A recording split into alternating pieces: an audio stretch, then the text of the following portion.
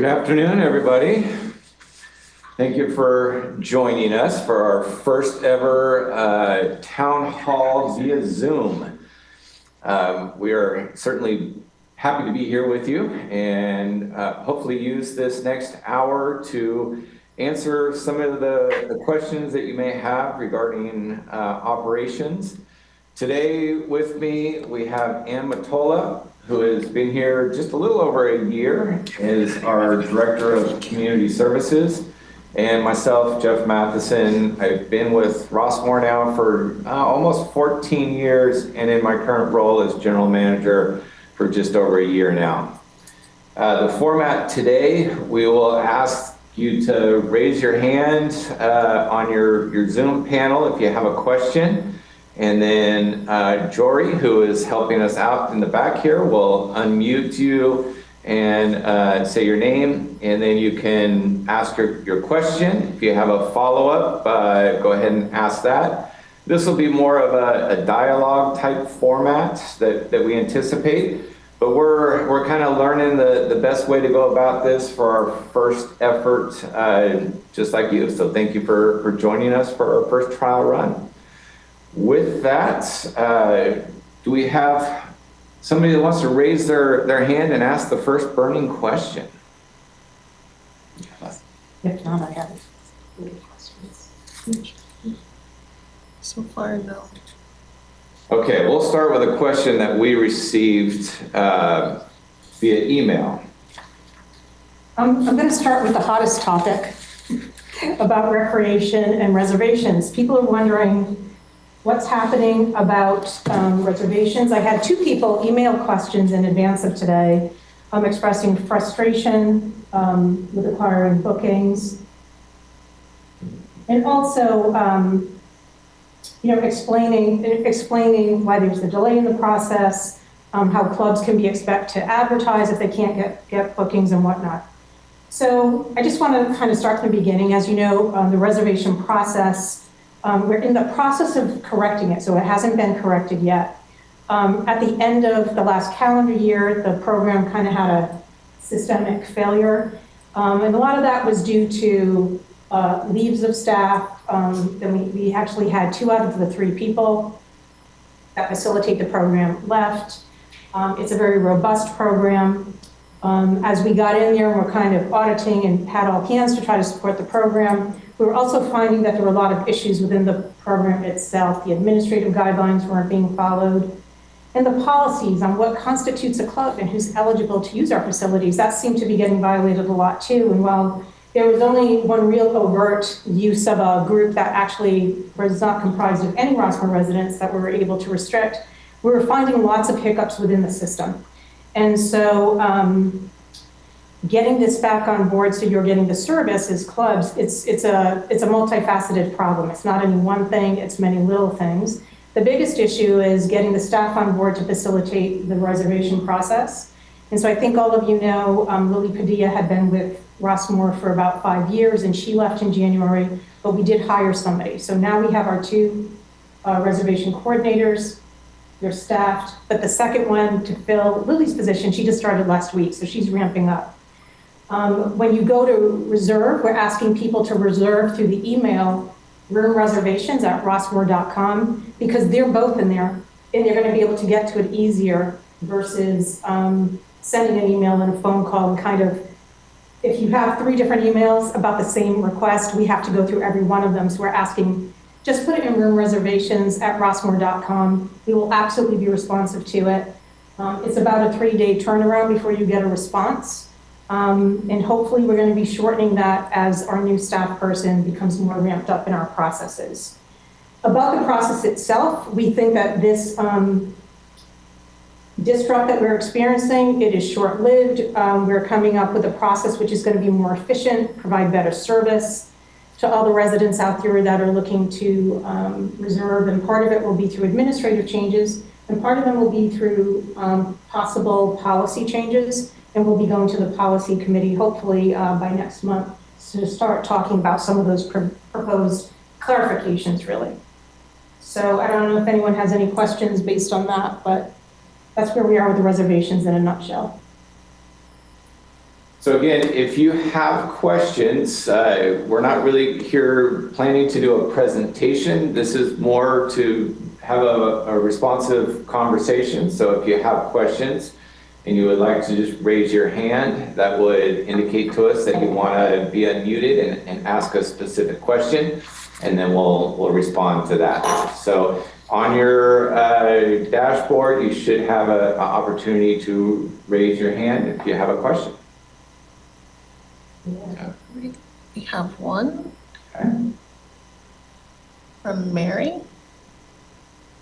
Hi. I just have a quick question on, you said you can get room reservations at rossmore.com, the portal, I guess. Are all the rates listed there ahead of time, or do you have to actually click on the room to get each rate? Where are all the rates for the different rooms? Because I know there are smaller ones and bigger ones. Where do you get that? So I believe when you go and if you go to each of the, well, two things, first of all, there's the portal, which is roomreservations.com. You can't request a reservation through that. Wait, you said, I thought you said room reservations at rossmore.com. Is it just room reservations which is it? There are two different things. Okay. Room reservations at rossmore.com is an email that you can send to ask your questions. Then roomreservations.com is the portal where you can pull up the different rooms. And I believe right now all the fees are in one place, but we do have a fee sheet that's at the recreation office located at Gateway. For all Okay, I was just curious. I've never used it, but I thought, what the heck, you're there telling us, so why not ask the question? Absolutely. Roomreservations.com. Just to be clear, to start the process, send an email with your specific request to room reservations At rossmore.com. Thank you. Yeah. Room reservations at rossmore.com. Okay, next Yeah. question. All right, we have Carol Reed. So Carol Reed, She needs to unmute herself. you can unmute yourself and ask your question.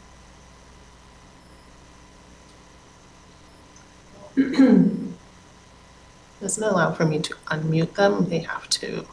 Carol, you have to unmute yourself. Request consent. Okay, how about we move on We'll move to on. Kathy? then? Kathy. There you Hi, go.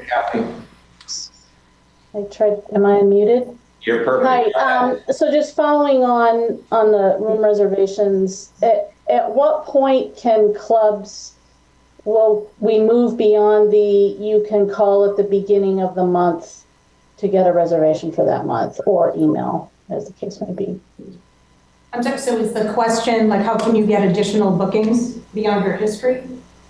How can you get bookings farther out than the current month? So what we're asking you to do is, again, write to roomreservations@rossmore.com and be very clear in the subject to say looking for reservation and put the date in there. Because that helps us prioritize. Because if somebody's asking for a date in October, not as critical as the ones that may be looking for something in May. So it helps us sort that out. But if a club Because wants we to- were told that clubs were told that they could call at the first of the month or email to get a reservation for that month and nothing out further. So has that been relaxed and clubs can book out based on, priorities, of course, further than the current month? Yeah, you can book further, I can't speak. You can book further than the current month, correct? Okay. Actually, All right. Hopefully that your message is consistent with your staff's message. it is. I don't know where you got that other one. So we are booking beyond the month. Two clubs were explicitly told that in the last 60 days. Okay, we will make We'll sure clarify that that is with the team. clarified. Okay, thank you. Okay, how about Sharon Collins? She can unmute herself. Okay, Sharon, you can unmute yourself on your side.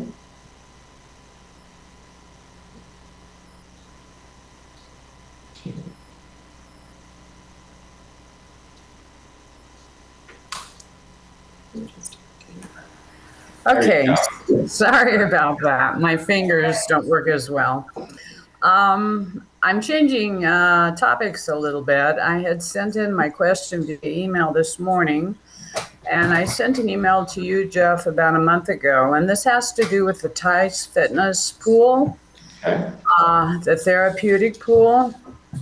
I'm of the opinion that it's not well maintained, and I'm not seeing any improvements. I've talked to some of the staff members and I've talked to some of the users, and there seems to be a consensus. One, people urinate too much. Two, too many people use the pool and they don't balance the chemicals with the amount of usage. Three, they don't purge long enough each week. I've been told it's only for 20 minutes per week.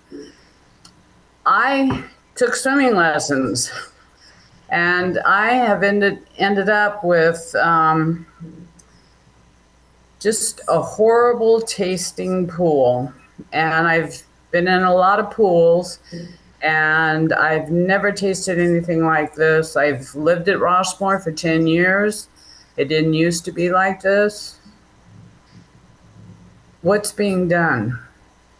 So with all our pools, and especially the pools down at Tice, we do chemical checks with our staff well above what is required by the county health department that oversees and permits our pools to operate.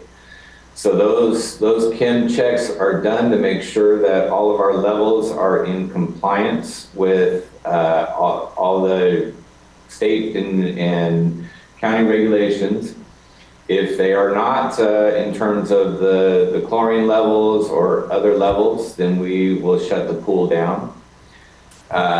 We have also added about, I'd say 4 years, maybe even longer than that. No, it was actually in 2017, we added the UV system, which helps with the chloramines in that pool, which is not caused by the chlorine, but a residual of the chlorine to help with the smell and taste.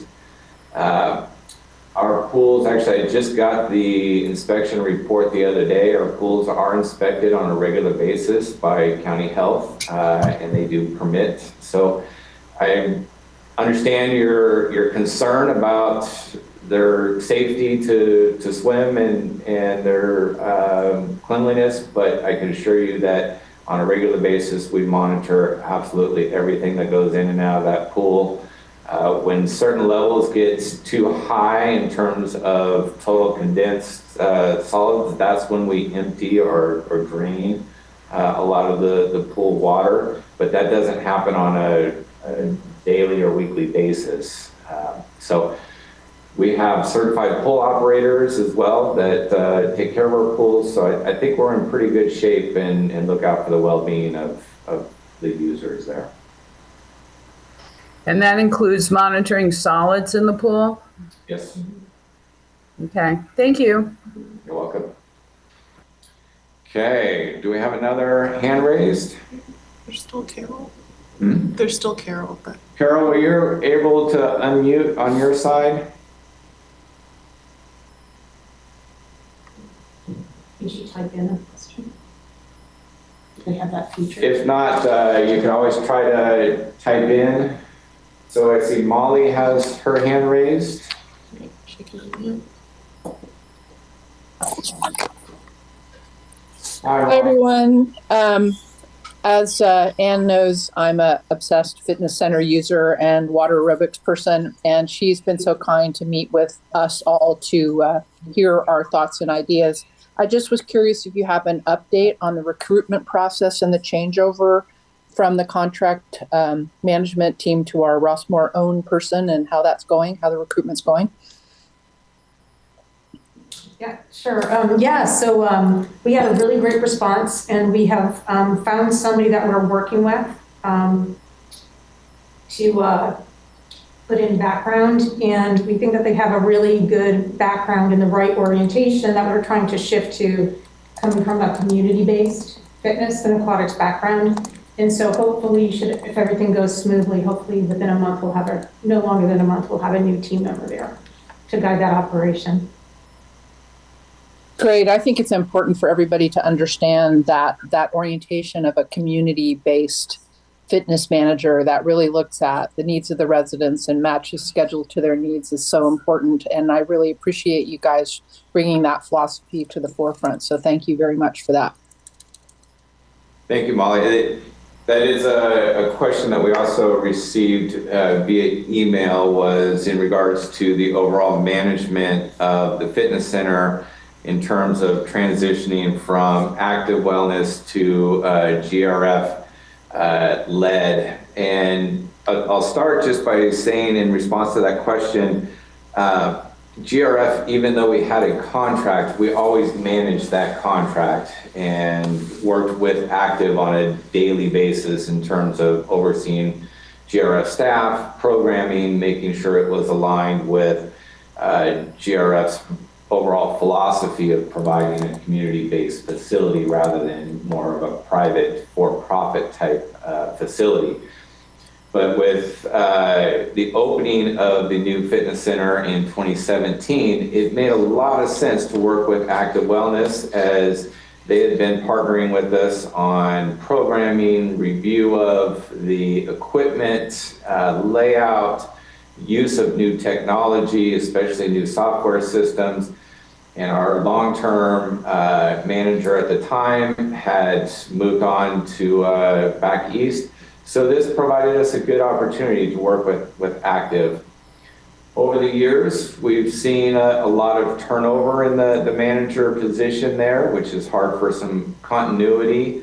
And we've also seen that the focus has shifted a little bit away from that community-based facility that Ann is really talking about focusing on. So this just provided, with Christine's resignation, our last manager with Active, a good opportunity to now bring that back in-house and oversee, and also blend that with aquatics and oversight of that department, because they are so intertwined. So I think we're on the right direction. There is a lot more hiring to do down there in terms of then the supervisor and actual training staff. But our focus right now is to get the manager on board, and then we'll work towards hiring those other positions. But I think we're on the right track. Just continue to be patient with us, if you would.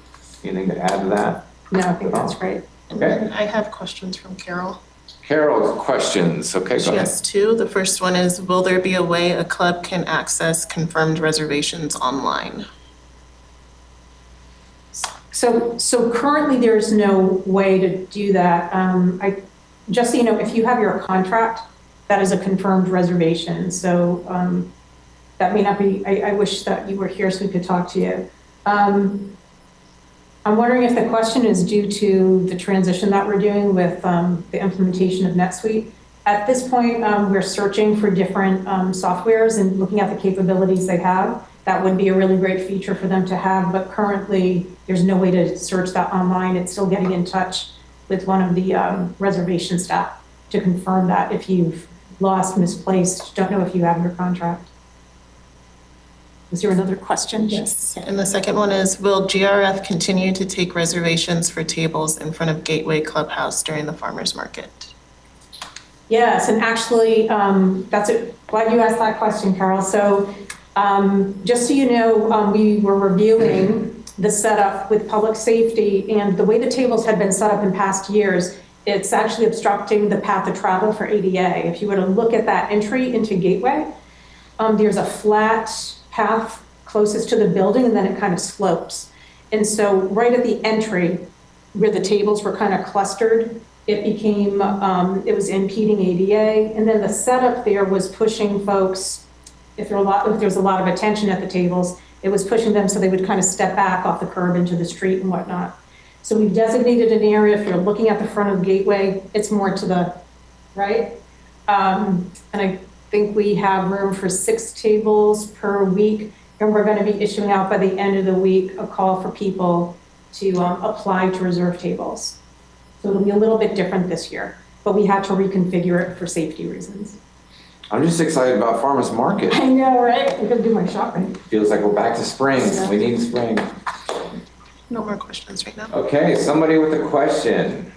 Anybody want to raise their hand, ask a question? Any questions in regards to capital? We can give you a few updates on some of the projects that we have going on. And as we're talking about the Gateway parking lot and farmers market, we are progressing with the phase 2 of our solar project.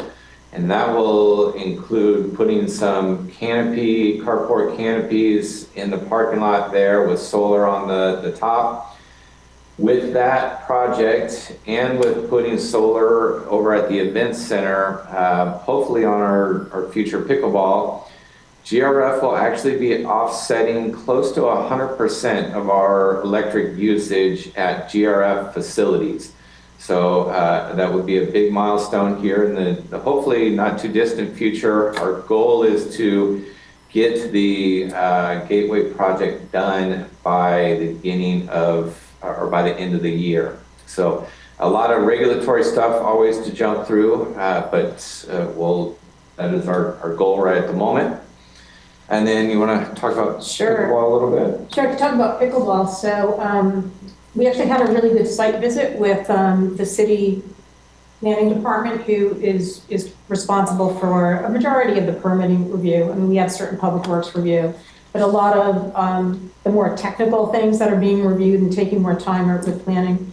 And so we're hoping that we can respond to some of the more recent questions that they had. It looks like most likely we'll have to go through their one of their review boards in order to get our permit, but it's moving along. We're finding out that working with City of Walnut Creek is quite a process. And the site visit was really good. It was quite insightful in understanding a little bit what's taking so long on their end. They have about half the number of planners that they had before COVID, so they have a little bit of a backlog. So that's having some impact on a lot of the extended timelines in our permits. You mean we're not the only ones impacted by staffing challenges? Yeah, a lot of people didn't come back after COVID in public service, so yeah.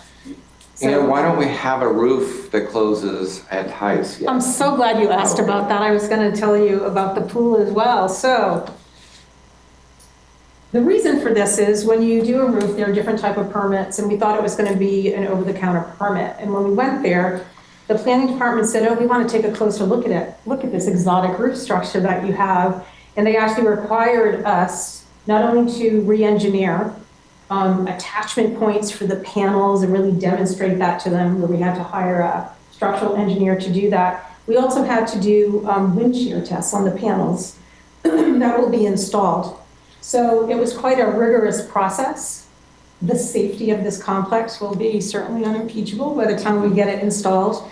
And we really had like the last turnaround of comments, which was simply incorporating some of the structural diagrams that came in the separate report into the plan set. So we're very close to getting that permit. Now, this doesn't mean that suddenly we're going to shut down the pools. What we want to do is really try to work with the roofing vendor and with our pool resurfacing vendor, because we're going to have the pools resurfaced, all of the pools in Tice resurfaced this year as well, and try to figure out how we can sequence the closure so it's least impactful. You know, we can look at like the times a year when more people are in the pool. The natatorium certainly does get quite hot, you know, those days of summer where we have, you know, the higher temperatures into the 90s. So we're going to try to coordinate that probably toward the end of the swim season, is what you call it. And also, I just want to, for those of you that are avid fitness center users, I don't know if you've noticed that we've reinstituted the closure of the locker rooms on Thursday mornings. We've heard you. There's lots of observations about the state of the locker rooms. And the plan when it first reopened, after the renovation, was to close it every Thursday. And at some point, we think that at some point, because there was some comments from the community that it was disruptive to them, there was a decision to open them back up. But what that did is we couldn't get in and do kind of the deep cleaning which is different than what the custodial does. So when the custodial crews come through, we have them do everything so it's really hygienic. But the things that we need are either maintenance folks or custodial to do is to focus on those things which can cause, like, pitting in the metal, or that buildup that looks like rust on the metals. I think you're gonna be able to see that's the ceiling that has been peeling and discolored. All that is being worked on and replaced. So how long ago was this remodel? 2017. 2017. So it took 7 years to get this way. So give us a few months, and then I think you're really going to start seeing it turn around. And we want to get it to a place where we can really maintain it. Also, there were a number of lockers that weren't functional or at a state where they could fail, and so facilities and custodial have been reporting on a lot of pretty major repairs and improvements that they're making in the last. It's only been 2 weeks, and they have a lot of work on their hands. So thank you for your patience with that. See, Raised hand. who's that? Mary? Mary, you have a... Yeah, I have just a couple of questions on the solar project at the Gateway parking lot. When is that going to start? Because isn't that going to disrupt all the parking down there? Are you going to close the front part? I mean, how is that going to happen, and over what time period? So there will be a lot of coordination that is needed with the parking lot, and this is a project that we will need to phase instead of just closing the entire parking lot at once. So they'll be working on one bay at a time, or parking aisle at a time, if you will. But it will definitely add some disruption to the parking, and we'll have to have some alternative options available, and programming and scheduling and so forth. So there's a lot of components that will need to be managed with that. Well, do you have a approximate start time? Because like you said, the farmer's market's going to be coming shortly. Are you going to be doing this and when the farmer's market's there, or after? Do we have an approximate start date? June, July? I don't have an exact start date as of yet. Like I said, there's a few regulatory things that still need to be ironed out. And once we do that and we learn what the lead times are for the steel and for other components, that'll give us a little bit better opportunity to dial in a time frame. And then we'll analyze what is going to be impacted at various times and manage those impacts. Okay, and then on the pickleball, which I played pickleball today, who is representing us with this at the permit department? Is it an outside engineer? Is it staff? Who from our end is dealing directly with the permit department in Walnut Creek? It's actually, we have a project team. So it's myself, we have a project manager, and then the architect of record, and our engineering firm. Okay, because it seems a little archaic the way the time frame, because we are a private, we're not affecting the outside world. We're a private community that I understand when they do a public court, all the extra bells and whistles, but I would think we should fall under some sort of an expedited. I'm a retired contractor. I've dealt with cities. So, there's a way to talk to them and present things, and, whether you need a variance, which is, a lot of these things can be done through, oh gosh, I just lost the term, where it's a consent calendar type thing with the council, that kind of thing. So I hear rumors. I'm not involved in it, but somebody said, well, there were 2 lots involved. I said, well, that's easy. That's a variance. You're a private community. That's not a big deal. It shouldn't be a big deal. I just kind of, I don't want them jerking our chain. And it seems like they are a little bit. And my thing with cities is, you want people to get permits, and therefore you should help them through the process and make it as painless as possible. And that's their goal. that should be their goal. And maybe, sometimes you have to bump it up. I mean, not to be a wise guy, but I had an issue here. It was actually structural when I first moved in. I finally had to meet with the head guy of Public Works because there was a problem all around with everybody. And I said, and he couldn't believe it because he didn't know. So I'm just curious how it's being handled. So Mary, we don't disagree with you on a number of items. We feel your frustration and share in that frustration sometimes.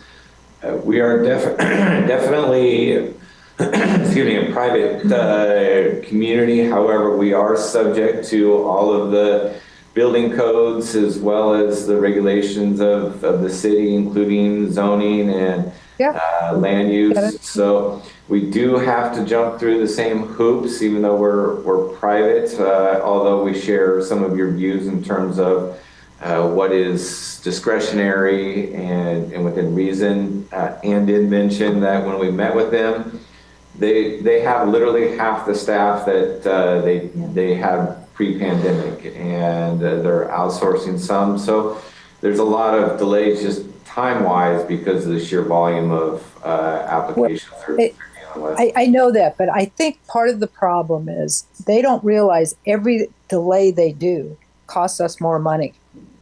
Nobody's wallet's on the table besides GRF's. Right. And there should be consequences. Whether they're understaffed's not your problem. It's their problem. And they are adding an additional burden onto a retirement community, which is, in essence, not good public service at all. But I think sometimes these need to be pointed out to people. I find when you'll get lots of argument when nobody else's wallet's on the table and yours is the only one. And there has to be some consequence because they're understaffed. And this time delay, I think the pickleball expense has gone up by hundreds of thousands because labor doesn't slow down, cost of materials doesn't slow down, and we're kind of the only one stuck with the result of this slow process financially. That's all I'm saying. I think it doesn't hurt to plead your case in a financial manner either. That's all I'm saying, because they need to have a consequence of their lack of action. But they don't know that unless you point it out to them. I don't know how aware they are. They're employees. That's all I'm saying. And then one last comment on this town hall, which I think is wonderful. Usually they have a link in the paper, which I go to. I just go to the Rossmore News, and they have the little URL. You just click on it. It was not blued, so you couldn't do it. And I'm wondering how your attendance is, because a lot of people don't know how to just, write everything down and then go on to the Zoom icon. So future, it's nice to have have it blued out where you can click on it. All right, I've taken up too much of your time, but I figure I'm going to have my say. Thank you. I see Sharon Collins. Oh, and we have a chat question first that came in first. Hold on, Sharon, 1 second. And then we'll have Betty and then Sharon. Okay, so Michelle would like to know if you can speak on the exercise classes at the fitness center, especially Kathleen's classes. Monday through Thursday, they've been changed, as well as the times. Yeah, so I think you're talking about, first of all, the change that happened maybe at the start of the year. And so what happened was actually at the end of last year, we were working with the manager, Christine, to talk about the different types of service delivery that we have at the fitness center. So through the shared cost model, you're all paid for access to the fitness center, the free classes, your free assessments, and those free training sessions that you get every year. And so when we were looking at the balance of things, we were finding that there was a little bit of a disparity between the trainers on who were teaching. Like a lot of them were more focused on the personal training, which is a great service, but that's more of an individual benefit. It's not part of the coupon. So we wanted to make sure that we were hitting certain amounts. And so I asked Christine to work with the trainers to try to develop schedules that would allow them to make sure that they were doing, they had like certain, they were basically like reducing a little bit the numbers of personal training. Some of them had to increase the number of training. And I will say that the result of how it was rolled out was chaotic. It wasn't planned, it wasn't communicated, and a lot of classes traditionally were disrupted. So I met with a group of people, and a couple of people are on this call today. It's good to see you all again. Knowing that one of the first things that our new aquatic and fitness manager has to do is like to really work with the community. We need to survey, we need to take a look at what the use is, what the class demand is, to really get the right balance and bring back some of the things that were taken away a little abruptly. The other issue that we have right now with classes, because I don't know if part of it is that for certain classes now that still are there, they're just crazy lines and people will go in person and kind of wait a long time to get in a class. Right now we're down 2 trainers. And then we've had different trainers that are existing there. They've had to take, leave and whatnot. I think everybody is back. I'm done with different time off that they needed to take, but we're short 2 trainers. And so what happens is there aren't as many classes. And so I think everybody's feeling the pinch because of that. And so we do have a recruitment out. They really can't be interviewed till at least we get the fitness manager on board. Because we want to do is to make sure that a trainer interview really usually consists of them also doing a test class and seeing what their response is with the community. So hopefully we'll get that going in about a month. But yeah, we're aware of the disrupt, and basically we need to stabilize the team there, the leadership team there, in order to make some corrections. So we're down 2 trainers, a supervisor, and the manager. So we have half the amount of staff. Yeah. So who is there is picking up also other tasks as well. So there's no doubt that department is in the midst of a significant turnover, and there's a long ways to go. But the good news is we think we've identified a manager, and then some of those other positions will start to fall in line. Okay. Now we have Betty. Betty, you're up. First of all, I want to say thank you, Anne, for opening your door and talking to us. It made a big difference when we knew that someone was listening to our concerns. And so thank you for that. Some of the people that already spoke asked the same questions, but I was wondering when the new schedule will be rolled out, and if the survey is still going to be taken, asking what everybody would like as far as classes and time. And just one little addendum. Today in water aerobics, we had over 50 people in our class. So it's highly attended and we really need more. So thank you very much. Sure. Yeah, so as I mentioned, Betty, good seeing you again, by the way. And honestly, my door is always open. I really enjoy spending time with residents. And I think when you have like one-on-ones or like a group came to see me, you can get deeper into the issues. So like, please reach out to me if anybody wants to have a conversation. My door is open. So Betty, so when we talked, what we want to do is when we get that manager on board, one of the first things on their work plan is going to be to develop and put a survey together. And we do want to take it to the Aquatic and Fitness Committee so they can get a review and kind of agree with, yeah, these are the questions that we should be asking and assessing. And so we hope to release that in the last quarter of this year. So sometime between September or October, December. That's not to say that some changes can't be made before then. And I think one of the things I need them for the manager to look at are the aquatics, the aquafit classes, the water aerobics classes. So that kind of needs to happen outside of the timeline of the survey. But I don't have a timeline on when we can change it because the onboarding of people, that can be a little bit squirrely too. We're hoping, hopefully in 2 months, we'll see a change with that. I just wanted to say also, thank you. We noticed a big change in the fitness center. Things have started to work. 2 months ago, we felt everything was very second rate. Everything was broken down.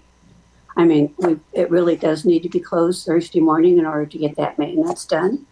And I don't know how long the lap pool was closed, but all of a sudden with you, it's now open, which is great. Everybody appreciates your effort, so thank you. Thanks, Betty. Now we have Sharon Collins. Sharon. Okay. I just wanted to loop back as to what I believe Mary was saying about the pickleball court, and I'm really going to show my ignorance, but it's okay. Dumb questions are okay. On the pickleball court, is that a capital expense? Is that the part of the 13,000 that the new homeowners pay? Yeah, that's actually a great question, Sharon, because we get that quite a bit. Is what goes to pay for our capital projects? Is it coming out of your coupon, or is it out of the membership transfer fee? And all of our capital, whether it's machinery and equipment, whether it is capital repairs, renovations, or whether it is new facilities, comes from the Trust Estate Fund. And the main source of funding in the Trust Estate Fund is the membership transfer fee, which is the $13,000 that is paid whenever title is transferred on a unit.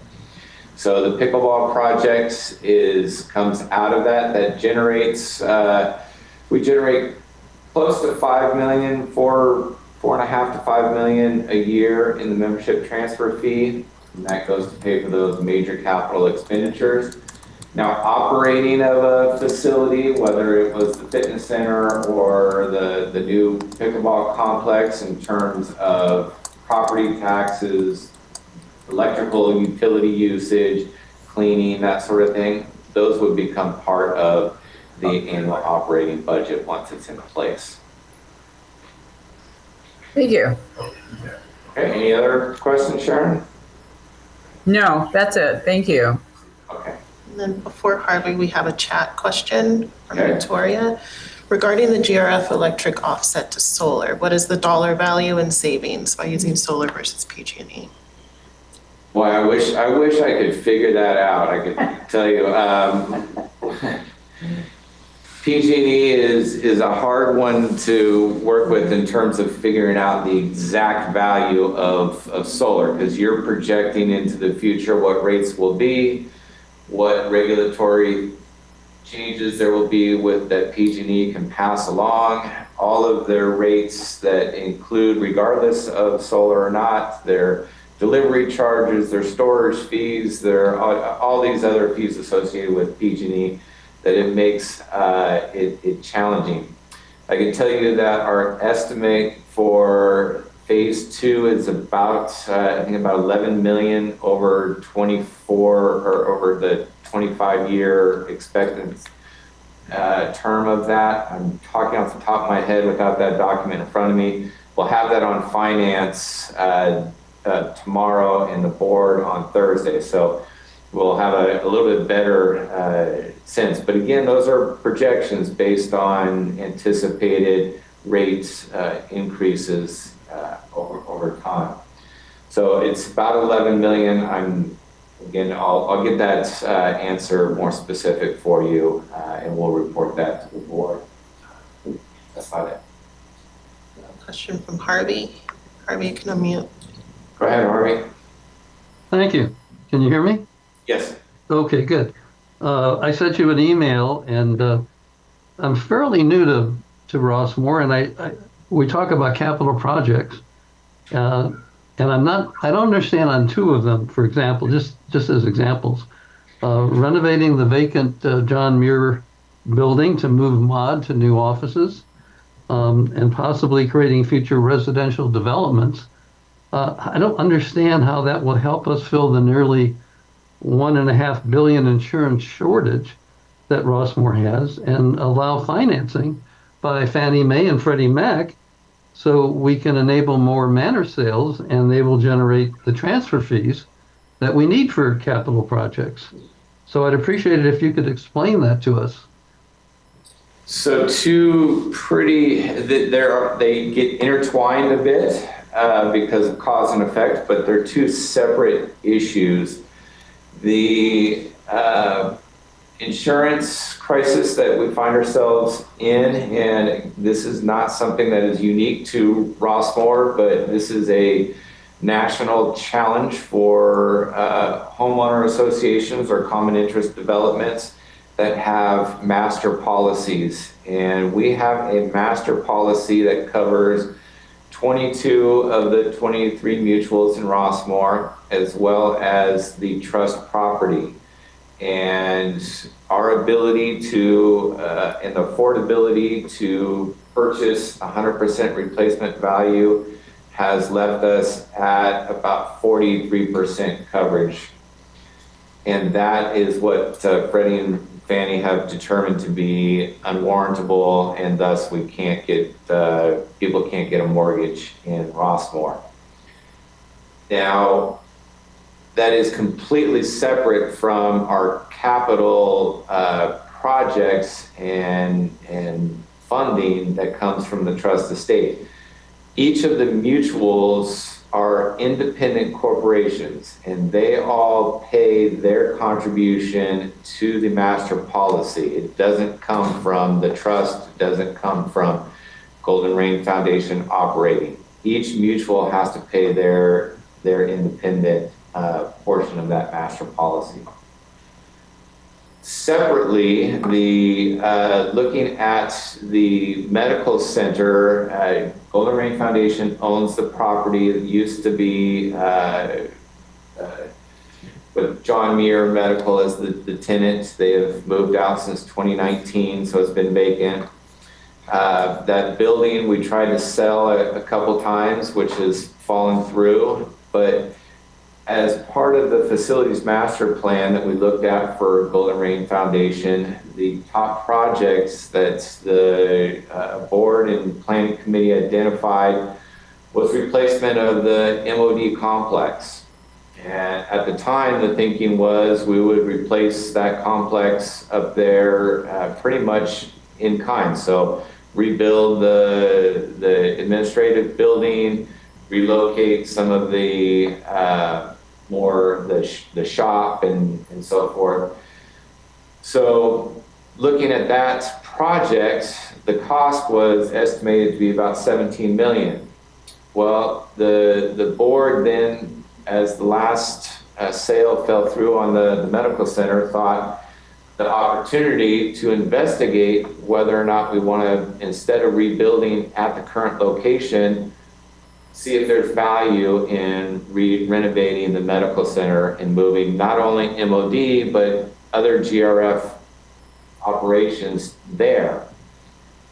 If we do that, that frees up some square footage. For example, the room we're sitting in here at Gateway, other offices that could then become resident amenities, whether it's meeting rooms, a future food and beverage establishment. We don't know that, but that's where some value is gained in renovating and using some of that space. And that cost is about, what, 17 million? I'm sorry, what's that? Is that cost around 17 million to renovate? So the hope is that the cost to do those projects would be less than the cost to replace the MOD complex.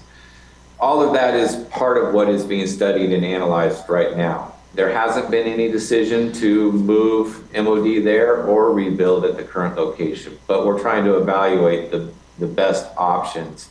So we need to still analyze the cost of the square footage we would gain and the value of that and the swap out. So there's a lot in play there, but it is separate from kind of the insurance crisis, even though they impact each other, if you will. Well, you would still need insurance on that building. I mean, if it's filled, that's additional property that we would need to have insurance on, correct?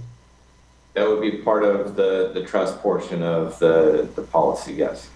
Right. So maybe I don't understand insurance, but it just seems to me that would be additional property over and above what we have now.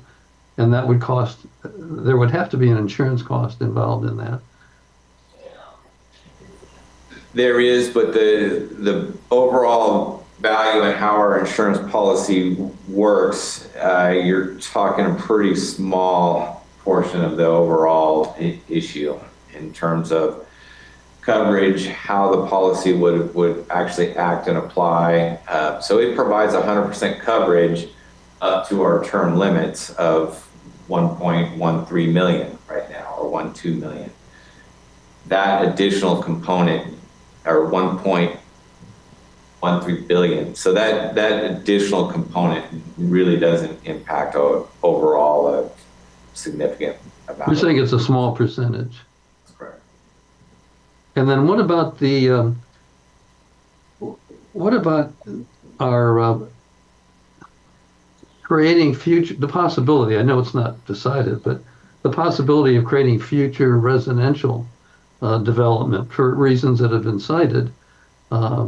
There again, there's got to be insurance costs to ensure that kind of a thing. And we're already below 50%. So Yeah. I'm just kind of in my own mind saying, having been president and chief operating officer of a public company, I'm just wondering why we're, again, I don't know a lot, but I'm trying to figure out why are we moving forward with that when we still have some gaps and issues that we need to take care of.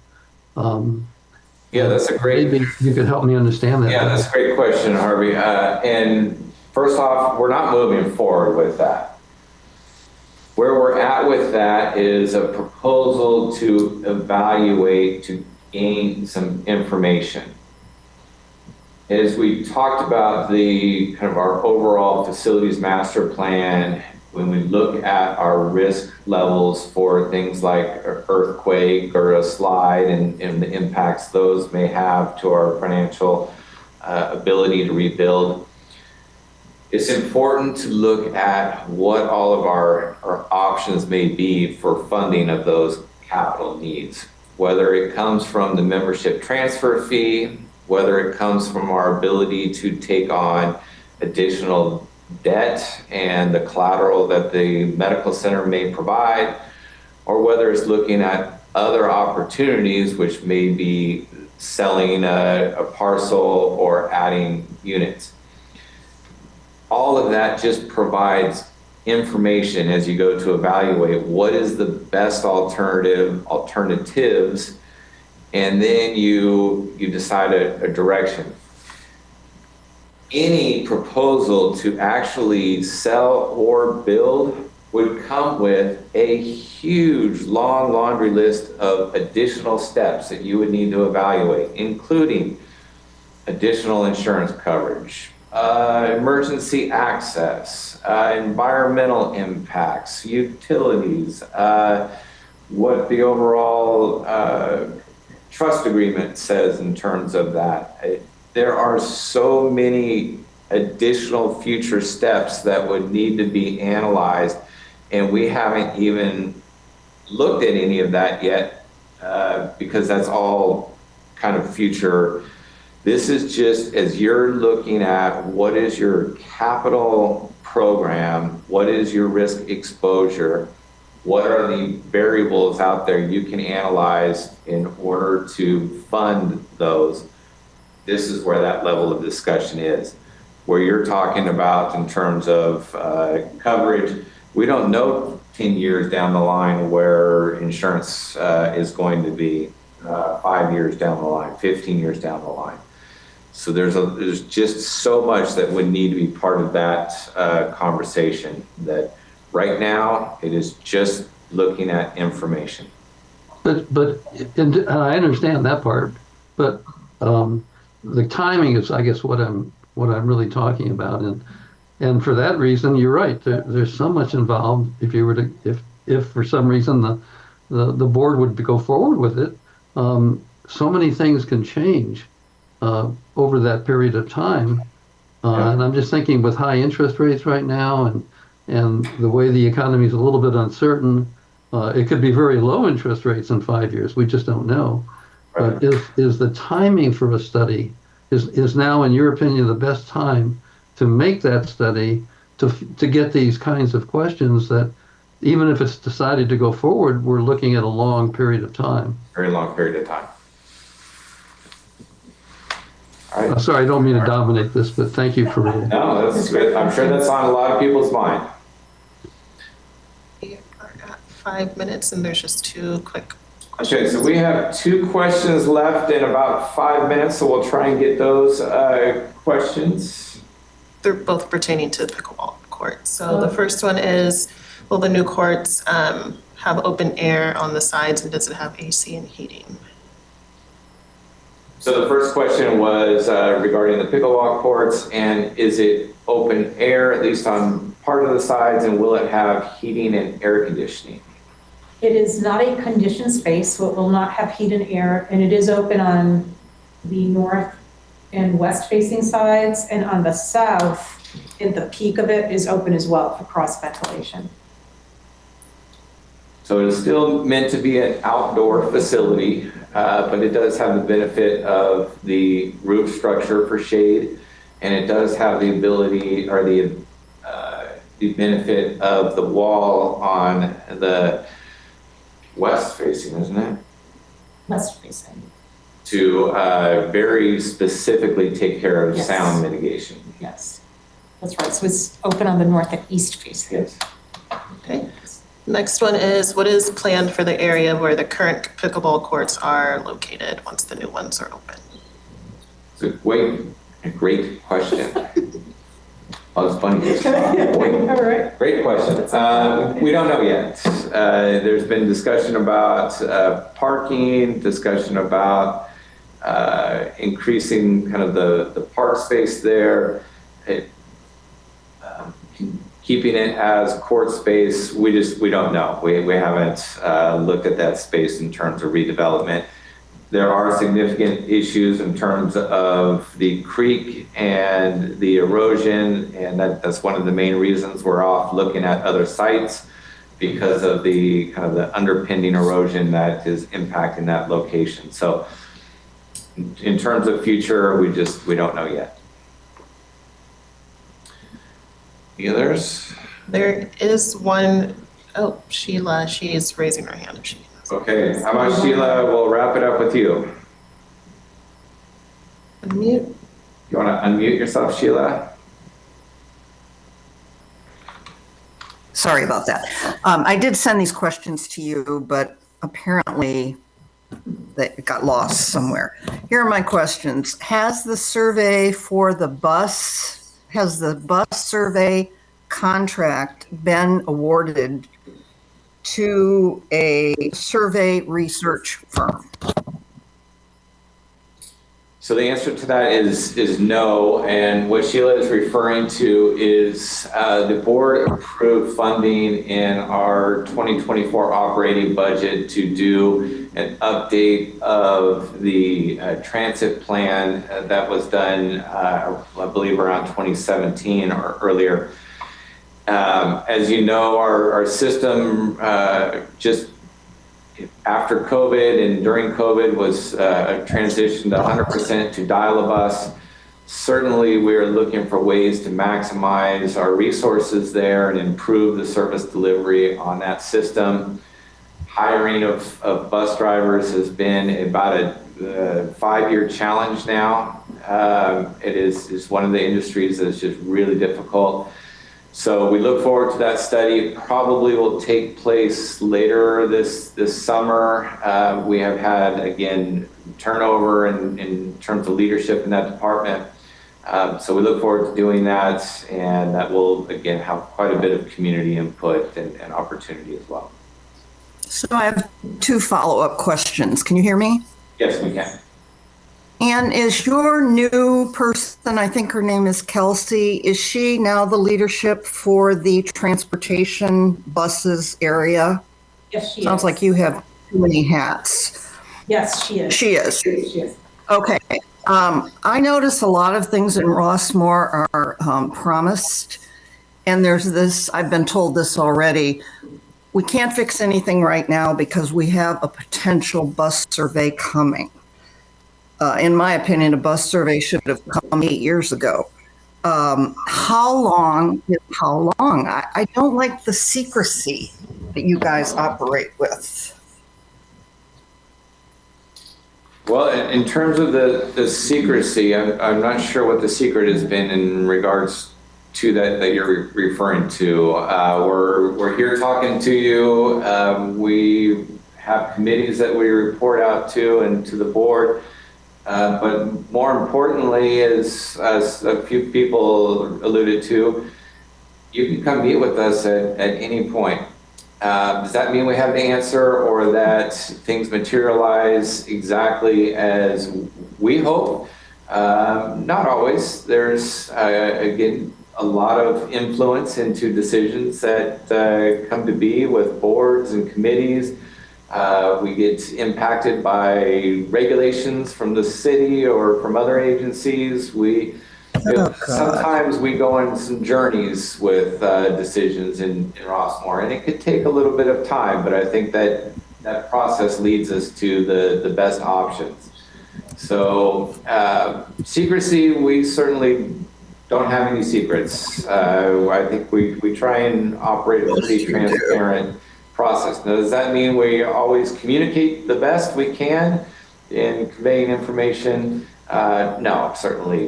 That's why one of the reasons why we're here today, and to try and answer questions. But please always feel free to reach out, send those emails, send those questions, and we'll do our best to get any information we can to you. With that, I want to thank you all. We had up to 50 participants, which I'm pretty excited about, that we had that many join us for our first session. We are going to be doing this once a month coming up, so please look for the remaining schedule, and hopefully we will see you back. As Ann mentioned, please don't hesitate to reach out at any point. If you have questions, have concerns, have suggestions, we're always open to hearing those and responding with any information we can. But appreciate Thank your you time all today, and we'll see you all soon. Thank you.